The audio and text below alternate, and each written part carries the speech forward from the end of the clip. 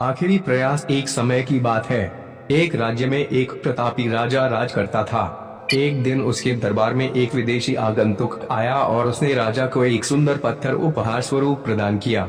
राजा वह पत्थर देख बहुत प्रसन्न हुआ।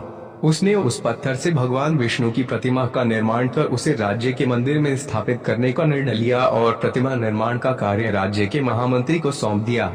महामंत्री गांव के सर्वश्रेष्ठ मूर्तिकार के पास गया और उसे वह पत्थर देते हुए बोला, महाराज, मंदिर में भगवान विष्णु की प्रतिमा स्थापित करना चाहते हैं।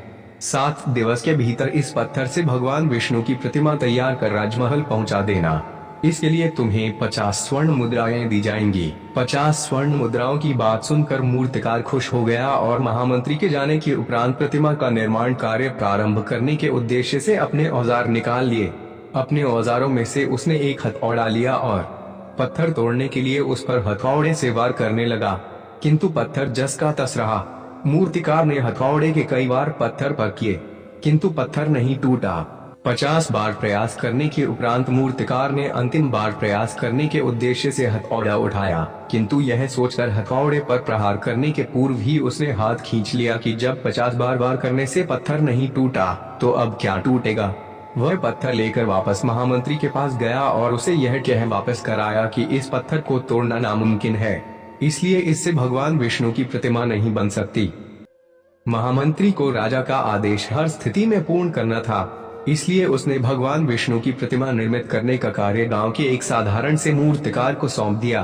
पत्थर लेकर मूर्तिकार ने महामंत्री के सामने ही उस पर हथौड़े से प्रहार किया और वह पत्थर एक बार में ही टूट गया।